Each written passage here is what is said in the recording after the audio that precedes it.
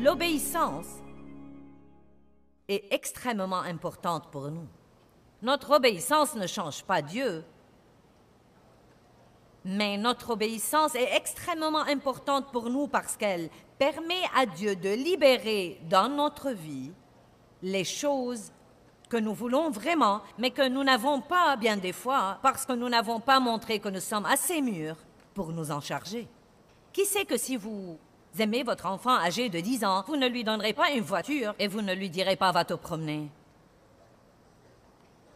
Tant de fois, Dieu doit attendre avant de nous donner des choses qu'il voudrait vraiment nous donner parce que nous avons besoin de grandir et de mûrir un peu plus.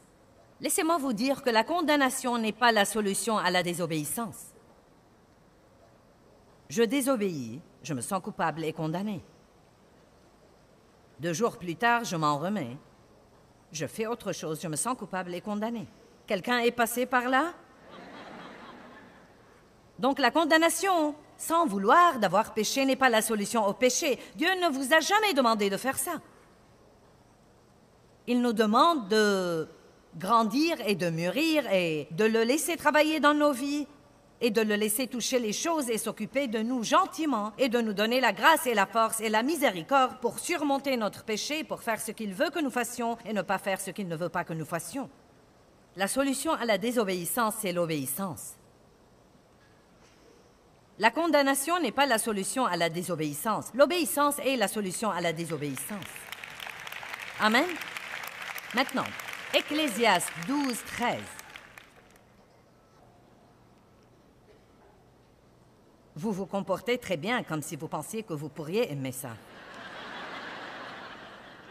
Vous voyez? Merci. Je sais que je sais. Je sais quand je commence quelque chose comme ça. Vous pensez tout de suite à certaines choses dans votre vie que Dieu a mis le doigt dessus depuis très, très longtemps.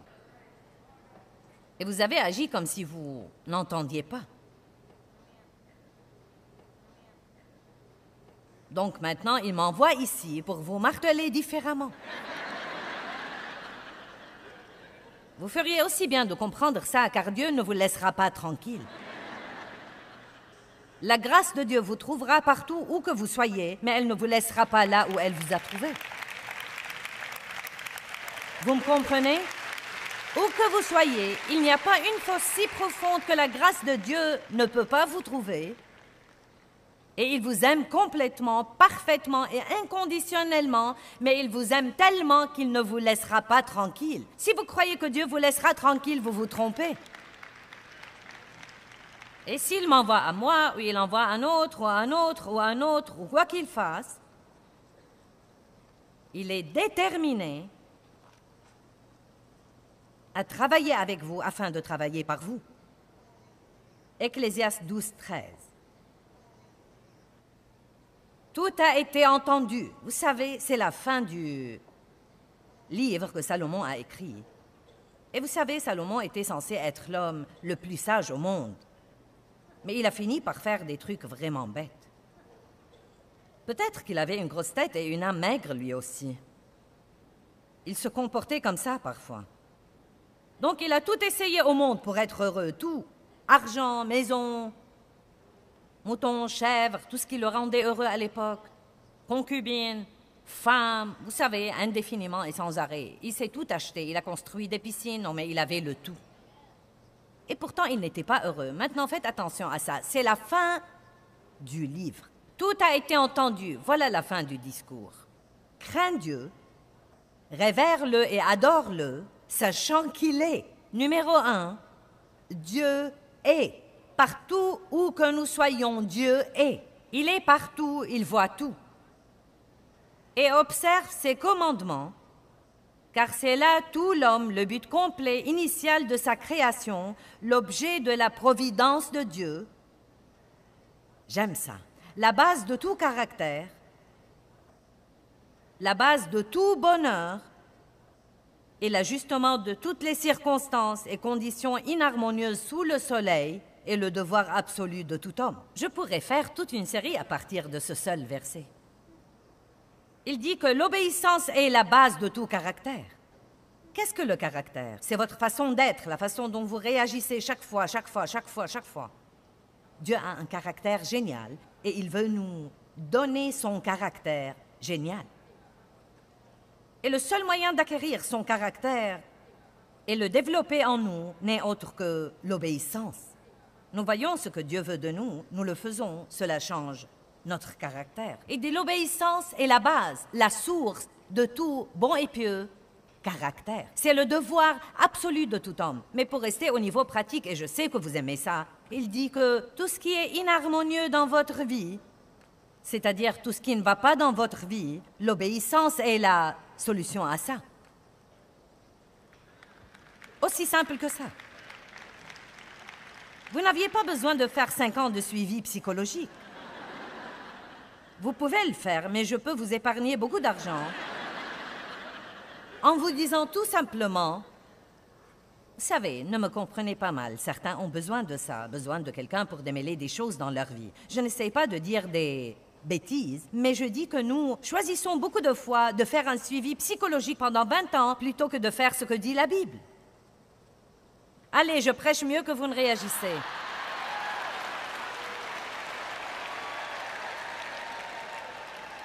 Ne soyez pas le genre de personne qui a été blessée il y a 50 ans et qui cherche toujours quelqu'un qui la plaigne tout le temps pour ne pas avoir à obéir à Dieu, pour être ce qu'il veut que vous soyez. Je vous aime, je vous aime.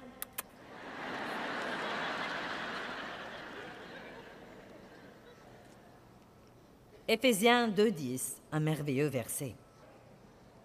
Car nous sommes son ouvrage.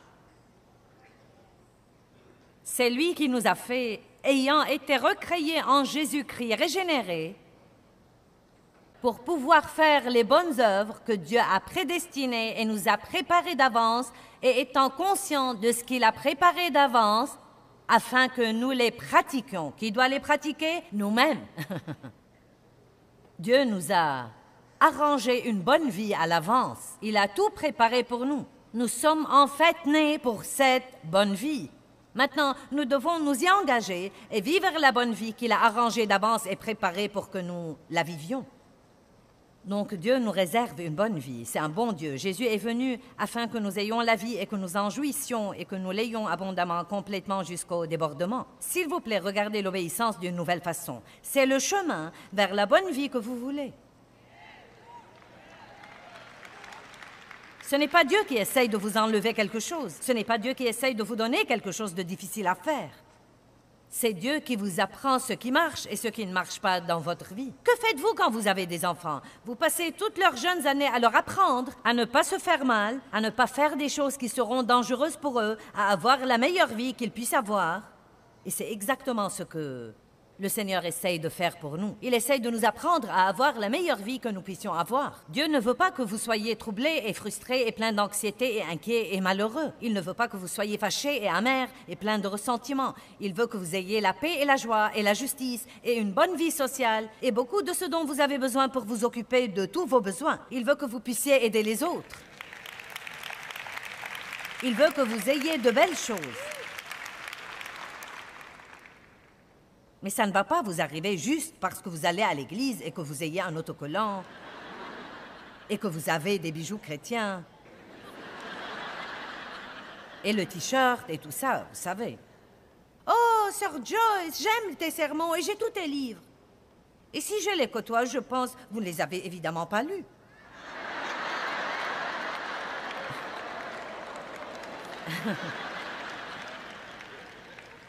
C'est notre problème maintenant. Nous sommes fiers de notre grande bibliothèque chrétienne. Mince alors, nous l'avons sur Facebook et nous l'avons sur Twitter et nous l'avons sur notre téléphone. Non mais, mon téléphone me lisait l'autre jour des versets de la Bible. Non mais j'ai ce petit truc, vous pouvez chercher des versets et ensuite vous appuyez sur une chose et ça va vous parler. C'est inexcusable que quiconque aujourd'hui ne connaisse pas la parole. Mon téléphone peut me prêcher. Incroyable. Mais vous savez, nous devons nous garder de croire. Maintenant, écoutez-moi s'il vous plaît. Nous devons faire très attention et comprendre que tout ça, nous devons comprendre que tout ça n'égale pas et ne remplace pas la vraie spiritualité. Vous n'avez pas compris. Vous pouvez utiliser Facebook, Twitter et le téléphone. Et avoir votre téléphone vous parler et avoir tous mes livres et tous les CD. Mais croyez-moi, vous devez vous garder d'avoir tout cet attirail religieux tout autour de vous et de vous persuader à tort que le seul...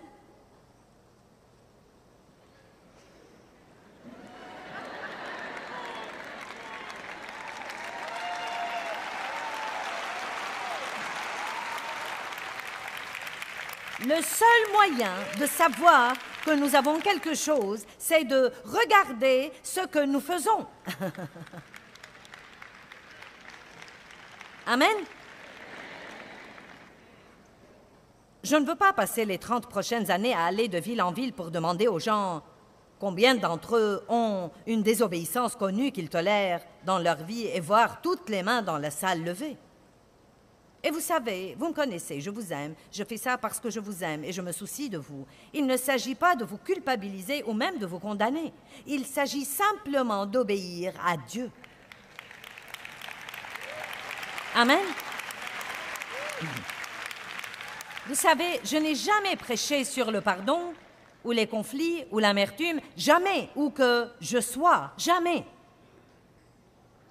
Et demander à la fin à ceux qui devaient pardonner à quelqu'un de se lever. Je n'ai jamais vu moins de 75 à 80% de toute l'Assemblée se lever. Jamais.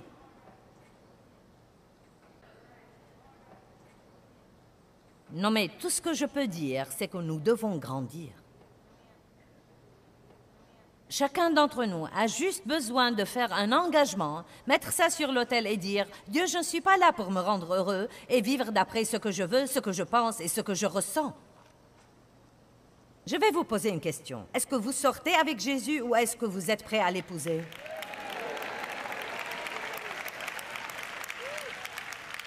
Vous avez une petite sortie avec lui tous les dimanches? Une sortie qui dure 1 heure? Vous savez, nous ne supportons plus les longues réunions d'église désormais. Combien de temps ça va durer? Qu'est-ce que ça peut vous faire tant que ça change votre vie?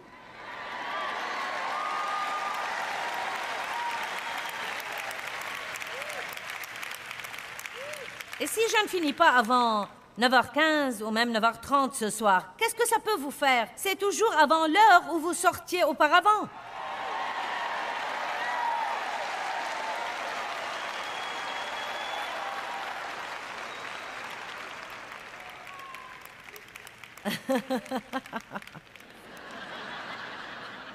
Nous devons nous réjouir de côtoyer les personnes qui aiment vraiment Dieu et d'être présents dans cette ambiance.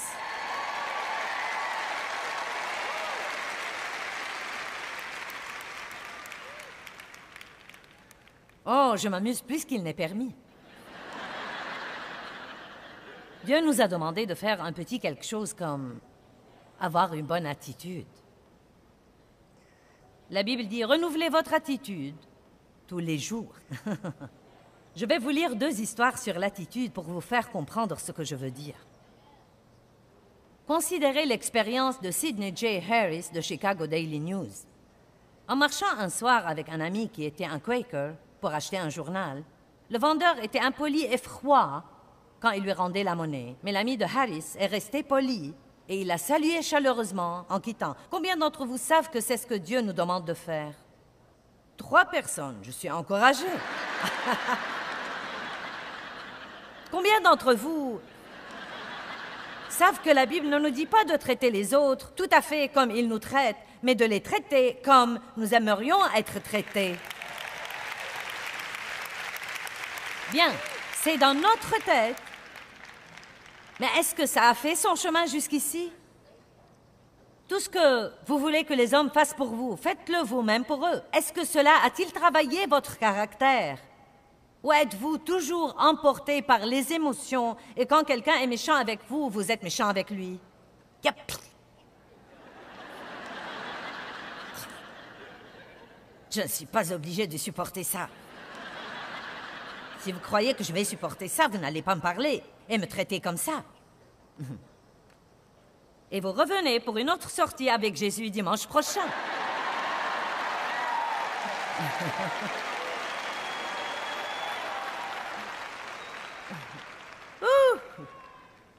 Viens dans mes bras, je t'aime de l'amour du Seigneur.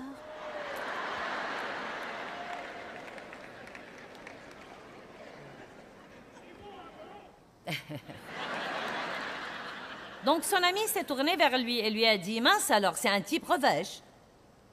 Et il est comme ça tous les soirs. Eh bien, pourquoi tu continues à être si gentil avec lui ?» a demandé Harris. « Pourquoi pas ?» a répondu son ami. « Pourquoi devrais-je le laisser décider de mon comportement ?»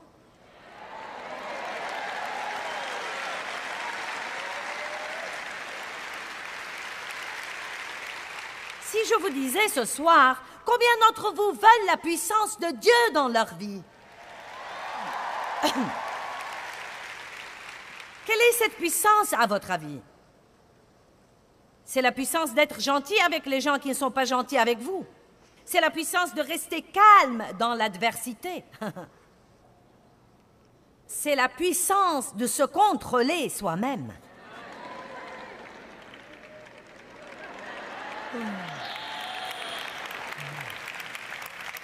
Ma belle, je ne sais pas si nous devons revenir ici demain.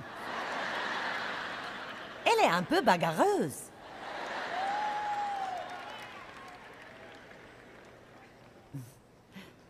Écoutez celle-là. L'attitude est un choix. Est-ce que vous vivez d'après le choix ou d'après les sentiments? C'est là. Arrêtez-vous et pensez-y calmement. Eh bien, pensez-y. Est-ce que vous vivez d'après le choix, d'après la décision, ou en remettant votre volonté à Dieu? Père, que ta volonté soit faite et non pas la mienne. Je te donne ma volonté. Je ne veux pas faire ça, mais je suis prête à le faire si c'est ta volonté. Dieu nous donne le libre arbitre, car si nous allons faire quelque chose comme il faut, nous devons avoir la volonté de le faire. Mais nous ne le faisons pas tout seuls par notre volonté. Sans lui, nous ne pouvons rien faire. Comprenez ça. Ne sortez pas d'ici pour dire « Dieu soit béni, je vais changer ». Vous ne le pourrez pas. Non, vous ne changerez pas. Mais vous pouvez dire « Dieu, de tout mon cœur, je veux commencer à faire ce que tu me dis de faire. S'il te plaît, Dieu, s'il te plaît, aide-moi. Lis-moi à l'autel et ne me relâche pas avant que je ne devienne obéissant. Fais ce que tu dois faire dans ma vie, mais ne me laisse pas comme ça. S'il te plaît, ne me laisse pas comme ça. » Dites 25 fois tous les jours à Dieu, « Sans toi, je ne peux rien faire. Dieu, aide-moi, aide-moi, aide-moi, aide-moi. » J'ai pensé à un moment donné de ma vie que je devenais une malade mentale.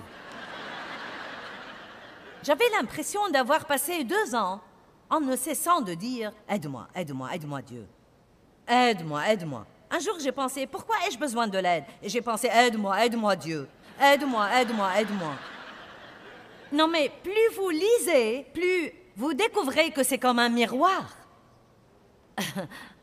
Plus vous regardez là-dedans, plus vous voyez la saleté sur votre visage.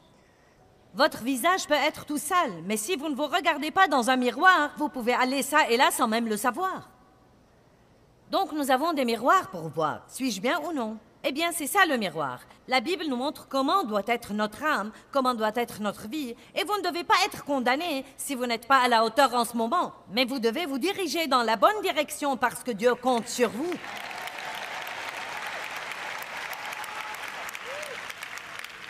Le Seigneur compte sur nous. Robert Louis Stevenson était alité une grande partie de sa vie à cause de la tuberculose. Je ne le savais pas. Un jour, sa femme l'a entendu tousser fort et a dit « Tu crois toujours que c'est une merveilleuse journée ?» Se tournant vers une fenêtre illuminée de la lumière du soleil, Stevenson a répondu « Oui, je le crois. Je ne laisserai jamais un rang de flacons de médicaments bloquer mon horizon. Les circonstances sont incontrôlables. Des événements se produisent. Notre responsabilité est de choisir nos réactions, c'est-à-dire notre attitude. Les situations peuvent colorer votre opinion de la vie, mais vous avez la puissance de choisir la couleur de cet horizon. Amen. Personne ici, quel que soit ce qui vous est arrivé dans votre vie, n'est obligé d'avoir une mauvaise attitude s'il ne le veut pas.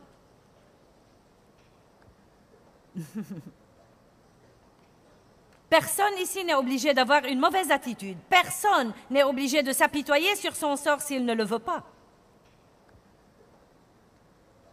Eh bien, c'est facile à dire. Tu ne sais pas ce que j'ai enduré dans ma vie. Tu ferais mieux de chercher une copie de mon témoignage intitulé « Une vie ».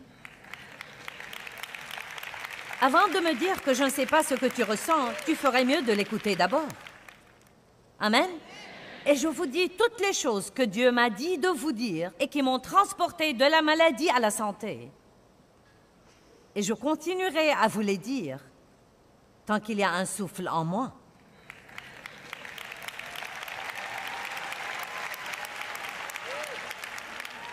Dieu a un plan étonnant pour votre vie. Oh, bonté divine! Paix et joie et justice et puissance et onction et victoire et... Être utilisé par Dieu pour aider à changer les vies des autres, c'est la chose la plus merveilleuse au monde et Dieu vous réserve tout ça. Deutéronome 6, 23 et 24.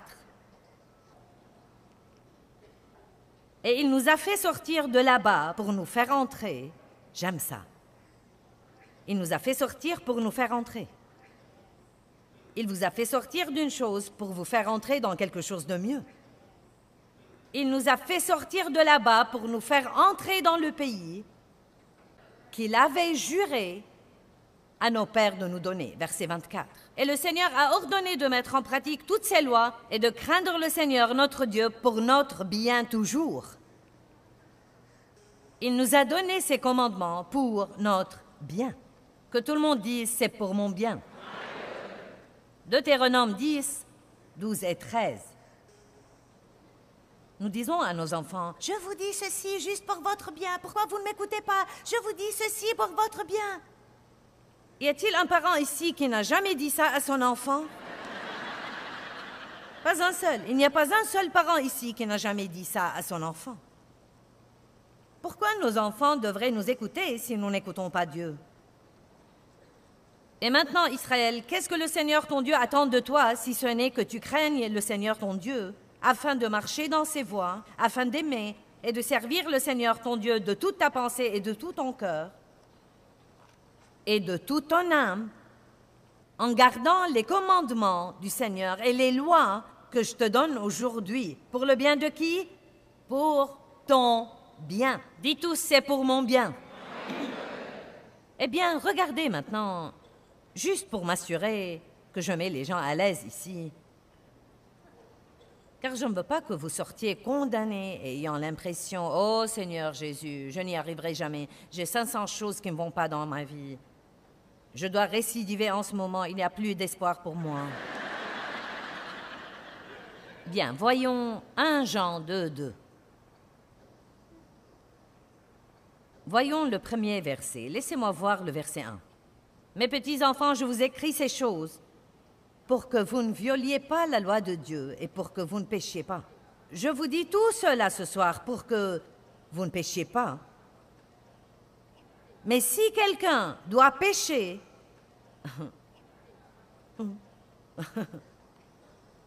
au cas où vous ne comprenez pas ça jusqu'à demain, nous avons un avocat.